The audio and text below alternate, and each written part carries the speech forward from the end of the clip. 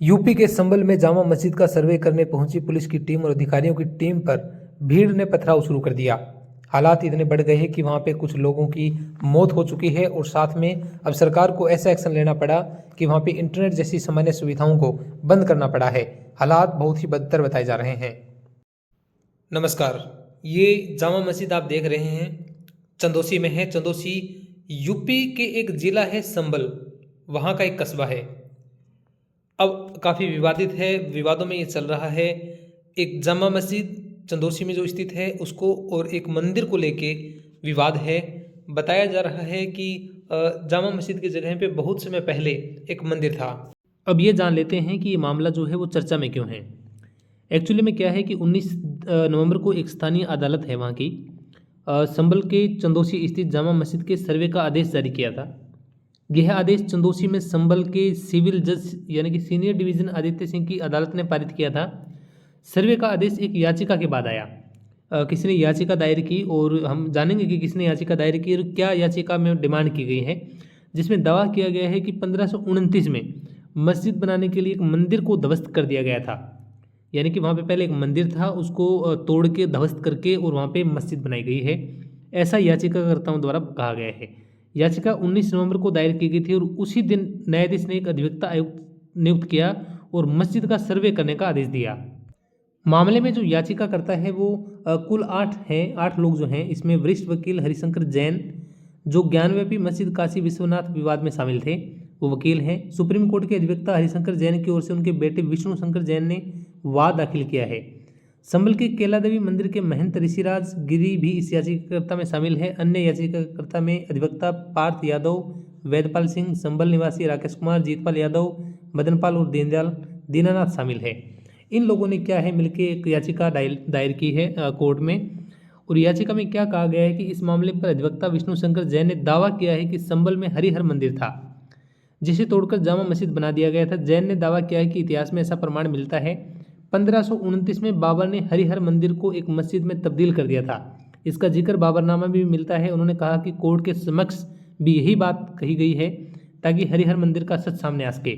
अधिवक्ता विष्णु शंकर जैन ने कहा ऐसी मान्यता है कि भगवान विष्णु का कल्कि अवतार इसी जगह पर होगा, यानी कि सतयुग आएगा इसके बाद, और जो कलयुग जो भी चल रहा है उसमें कल की अवतार भगवान विष्णु के अवतार को माना जा रहा है। ऐसा हिंदुओं के अनुसार उनकी जो धार्मिक आस्था है उसके अनुसार बताया गया है। इसलिए यह स्थान पूरे समाज के लिए महत्वपूर्ण पूजा स्थल बन जाता है।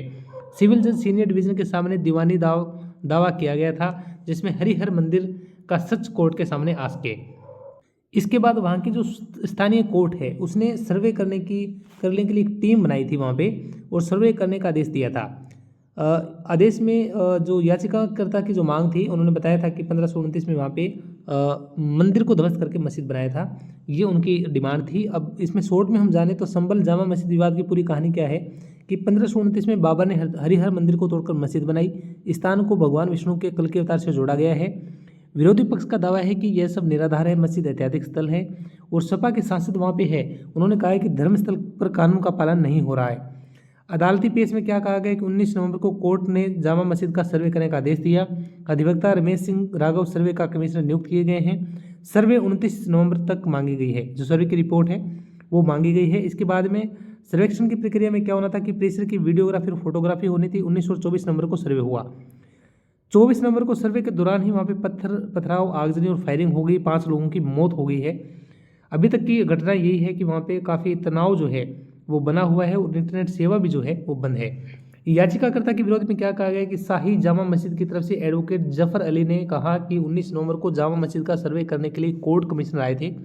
उन्होंने मस्जिद का सर्वे किया, फोटोग्राफी और वीडियोग्राफी भी की। दावा पूरी तरह से बेबुनियाद है, चुनावी एजेंडा है, इससे ज़्यादा कुछ नहीं है। वहीं संभल से सपा के लोकसभा सांसद जियाउर रहमान बरक ने कहा कि संभल की जामा मस्जिद ऐतिहासिक है। अचानक सर्वे से सभी अचंभित है।